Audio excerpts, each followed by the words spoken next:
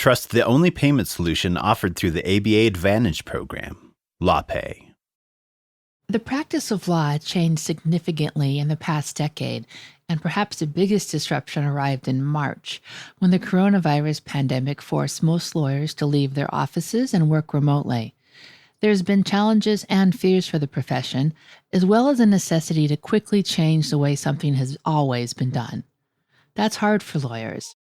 As part of a special series, the ABA Journal's Asked and Answered is asking lawyers about how they've done it and what they think will come next.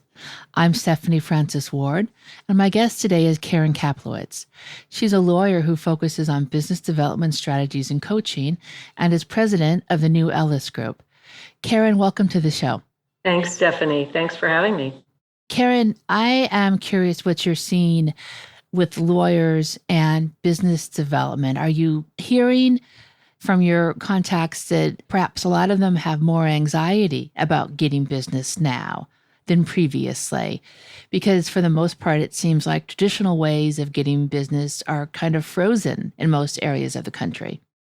My observation comes from two sources. First, I work with many law firms and lawyers around the country, but I'm also an advisor to the Working Mother Best Law Firms for Women initiative.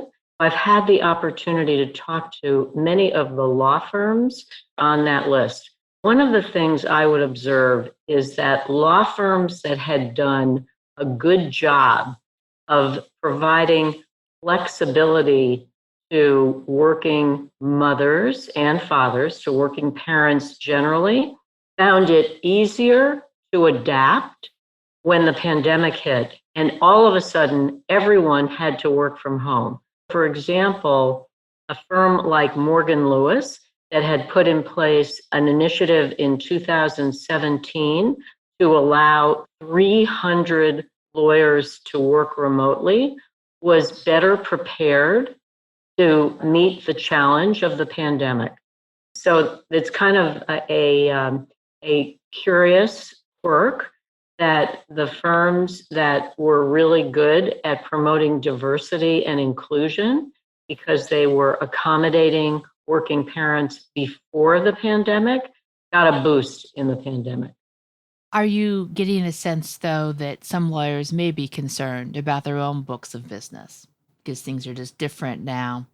Well, absolutely. I mean, certainly lawyers who are still on a partnership track are very concerned about what the pandemic is going to do to their prospects become partners in their firms.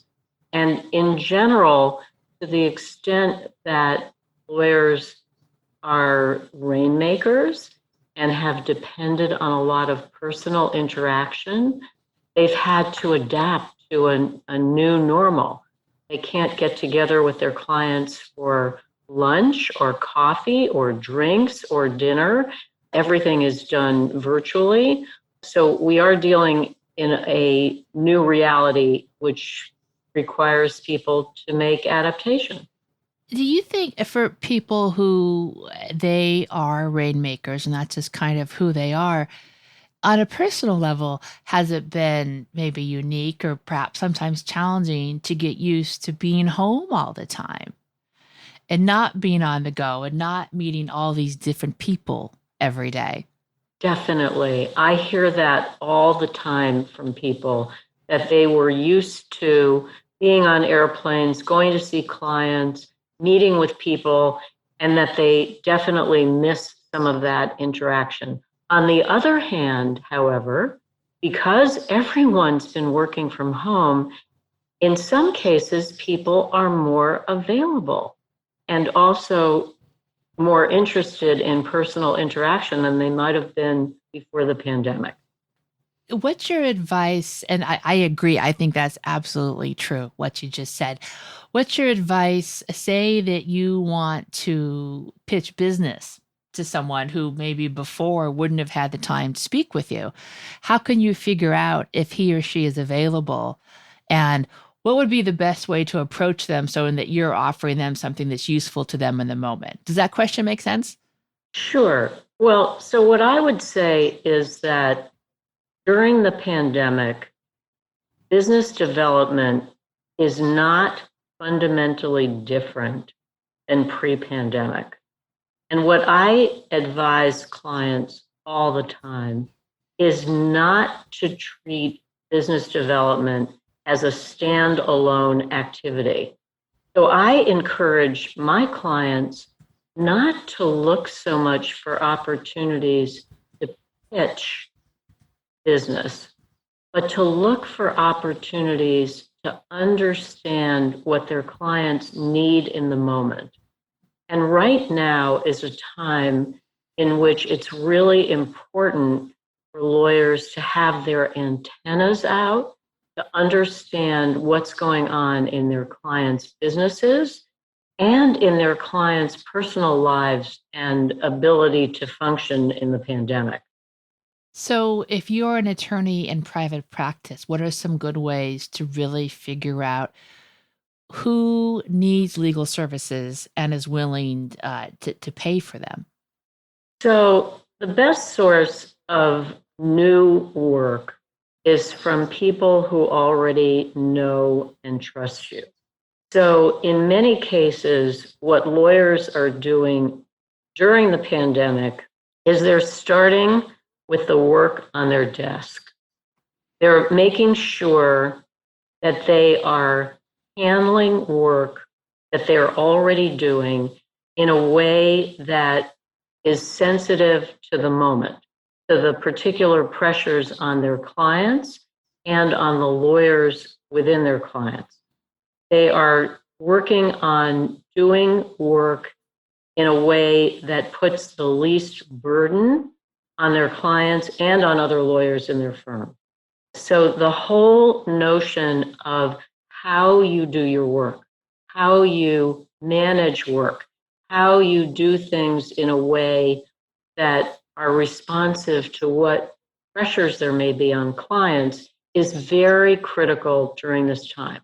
And I propose to you that the lawyers who do the best job of doing work that aligns with their clients, aligns with their schedules, aligns with what works for them in this time of great pressure, will enjoy more work and more client loyalty down the road.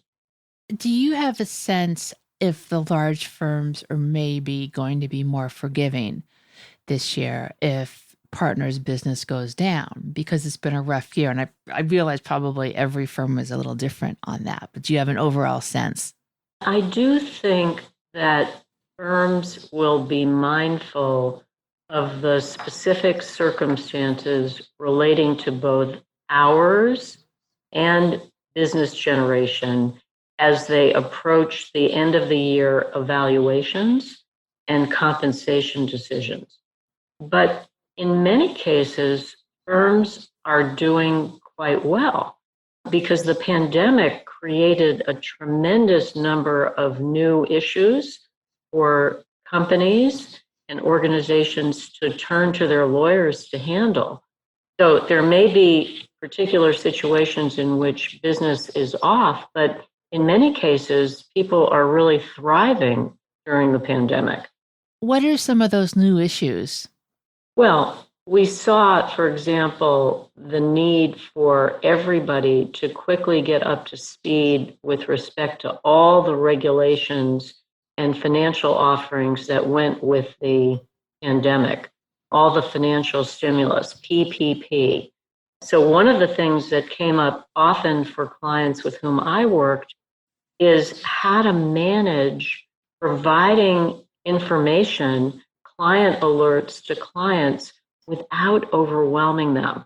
So particularly in the early stages of the pandemic, what I heard on a regular basis from clients is that their clients were complaining. They were being inundated. They were being overwhelmed with client alerts from multiple law firms with whom they did business. So I have very particular advice as it relates to that kind of situation, which is don't overwhelm your clients by just putting them on every mailing list. what I advise my clients to do is to be selective, to send clients materials from their firm that are relevant.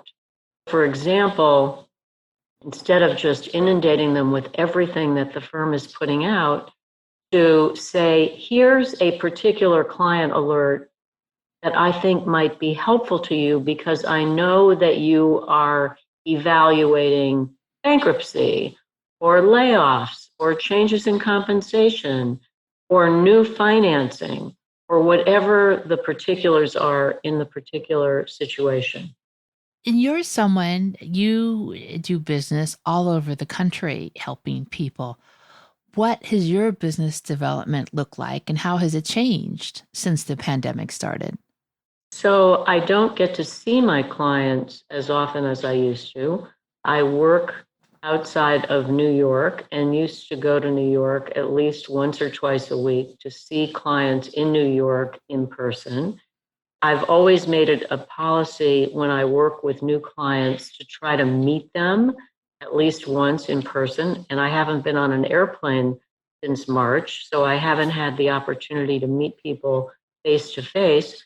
But in general, I would say that my clients have been very thoughtful and strategic about how to manage the pandemic.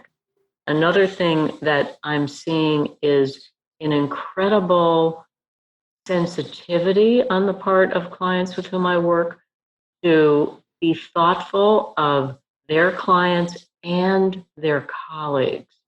So, what we are seeing in law firms is much more awareness of the pressures that some lawyers deal with in both managing children as well as older relatives for whom they have caregiving responsibilities. We're seeing a sense of care and empathy and people being tuned in that is really emphasized and enhanced by the communal crisis we've suffered.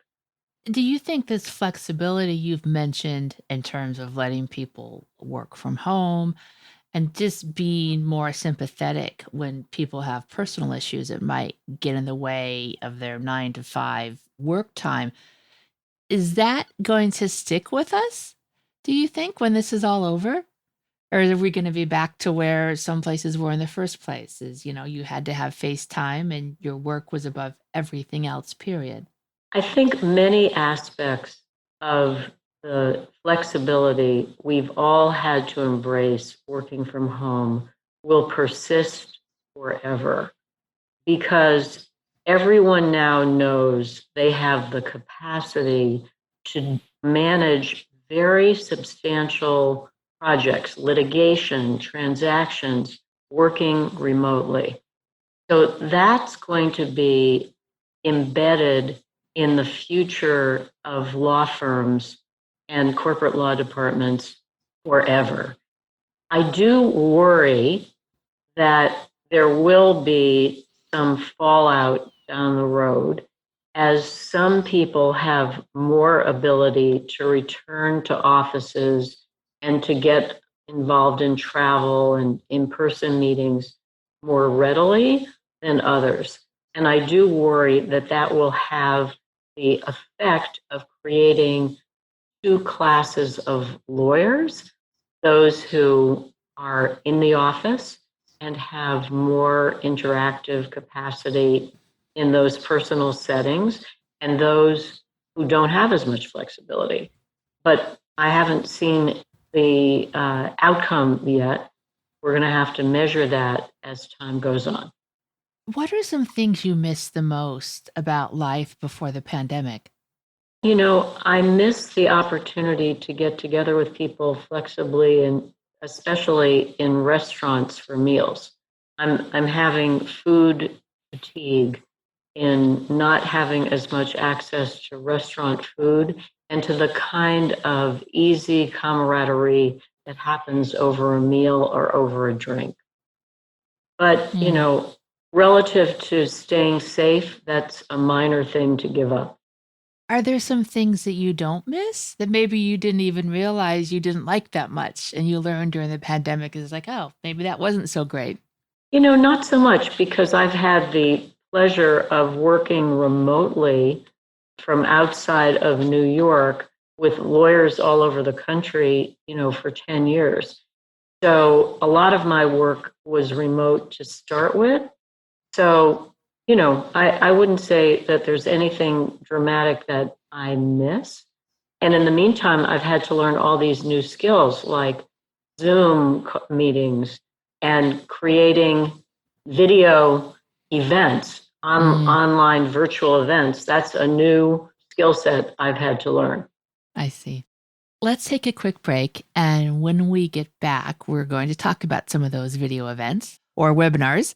Those are quite popular now. So we'll discuss that when we get back. As the ability to accept payments online becomes an increasingly essential part of your practice, LawPay provides your firm with a proven and trusted solution. With LawPay, you receive a simple, secure way to accept client credit cards and e-check payments from anywhere. LawPay understands unique compliance requirements placed on attorneys, which is why their solution was developed specifically to correctly separate earned and unearned fees and protect the IOLTA accounts from any third-party debiting, giving you peace of mind that your transactions are always handled correctly. Visit lawpay.com/ABA to learn more. And we're back. I'm Stephanie Francis Ward, and you're listening to the ABA Journal's Asked and Answered. As part of a special series, we're looking at how lawyers are dealing with professional and personal changes brought by the coronavirus. Joining me today is Karen Kaplowitz, a lawyer whose work focuses on business development strategy and coaching. So, Karen, since the pandemic started, it seems like webinars, while they were already popular, they've really picked up. What I've noticed is there's been some really great webinars during all this because, as you said earlier, people have more time available to speak at them, and travel is not an issue. Are you finding that as well?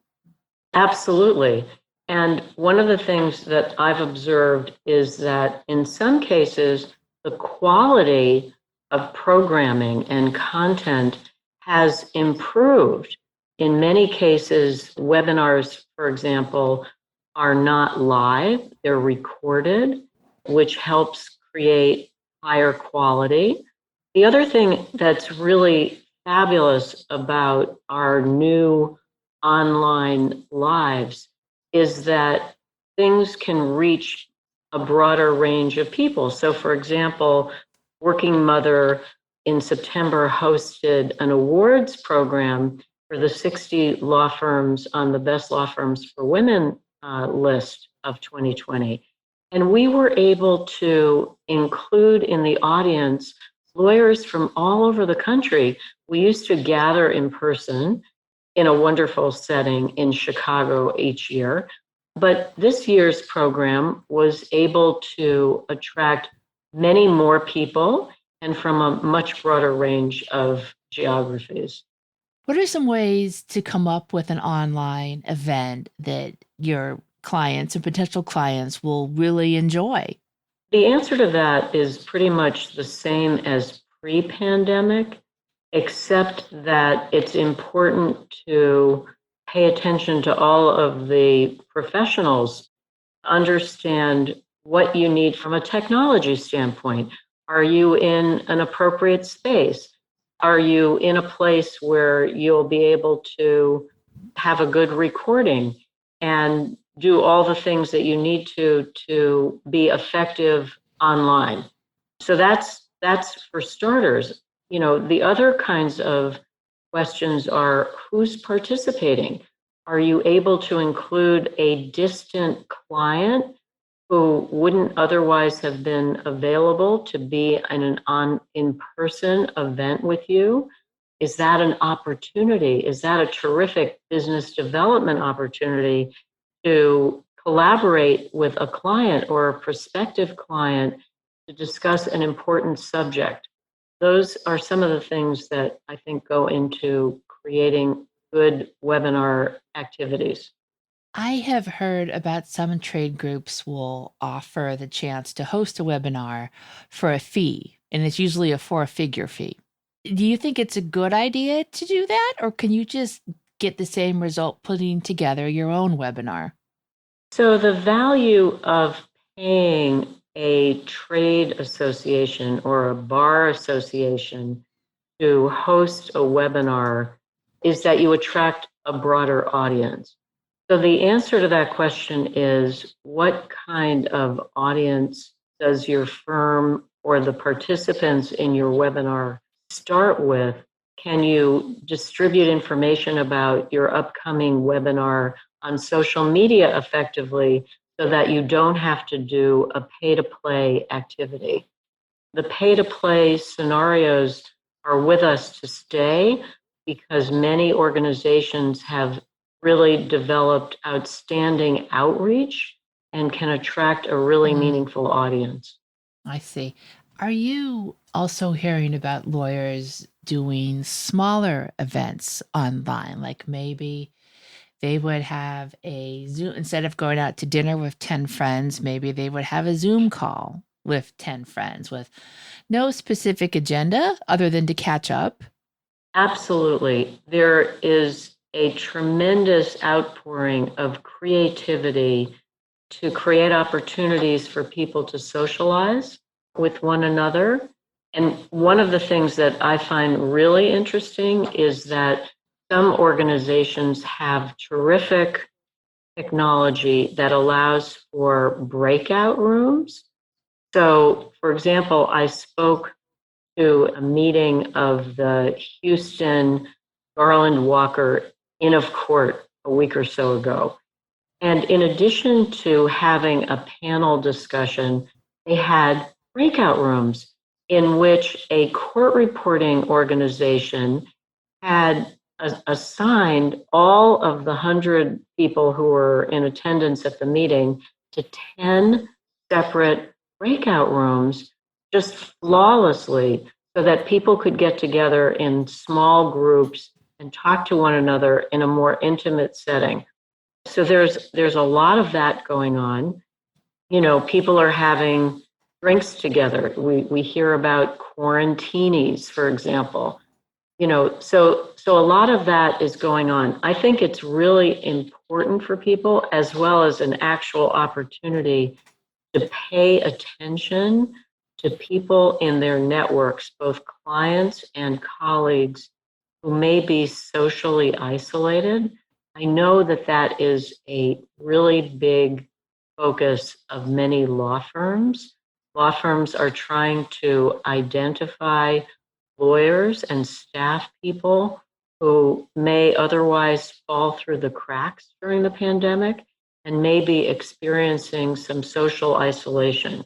You know, that's something to be really mindful about. If there are people, either clients or colleagues, who may have some isolation, they live alone, for example, those are people to pay special attention to during this pandemic. Yeah.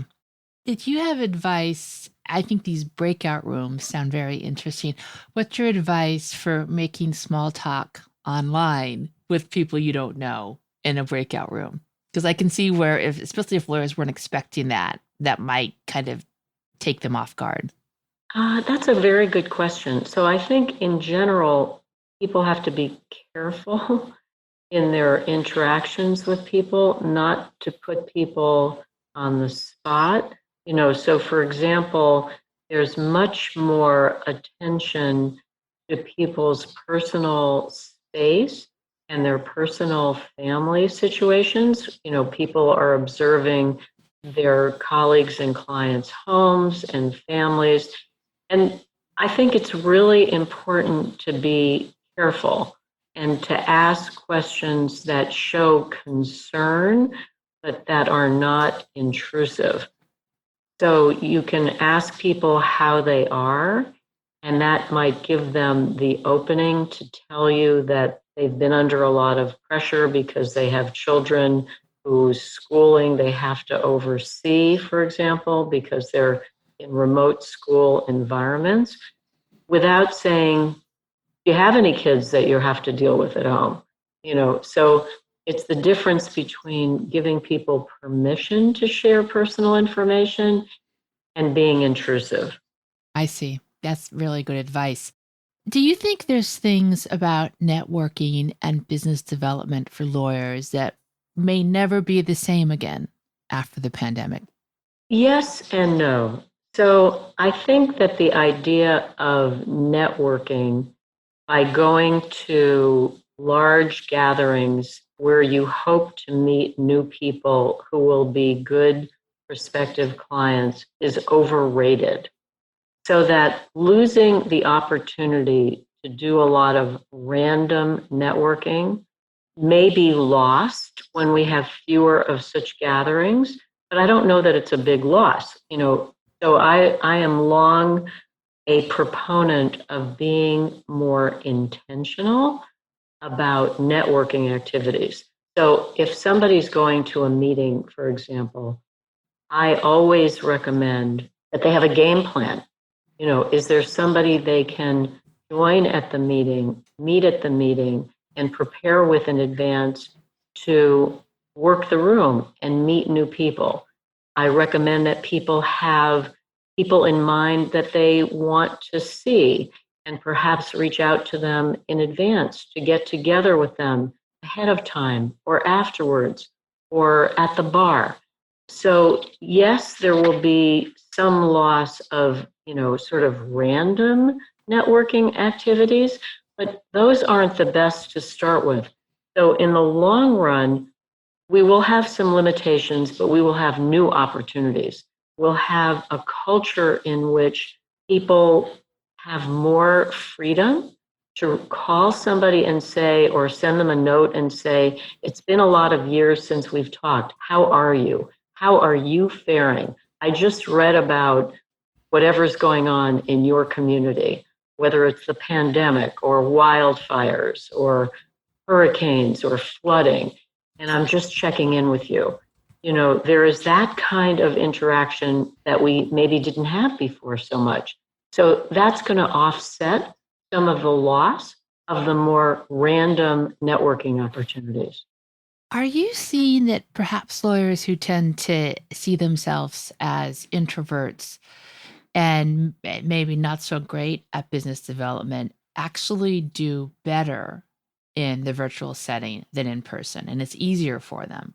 Well, I think introverts can be enormously successful on business development because the most essential skill set for business development is being analytical and thoughtful about what clients and prospective clients need. It's not about selling what you do. It's about understanding what people need that you can help with. And to the extent that people are tuning in and being thoughtful and inquisitive about what people need, they can be introverts or extroverts. Having an extroverted personality, a sales type personality, is not necessary for being a successful rainmaker. Often it's the people who are introverts and analytical and thoughtful and respectful who do the very best. Got it. And that's everything I have for you today. Thank you so much for joining us. Well, thank you for inviting me, Stephanie, and for asking such terrific questions about how people are functioning during the pandemic. Of course. And listeners, thank you for joining us. If you like what you heard today, please rate us in Apple Podcasts. We'll see you next time for another episode of the ABA Journal's Asked and Answered.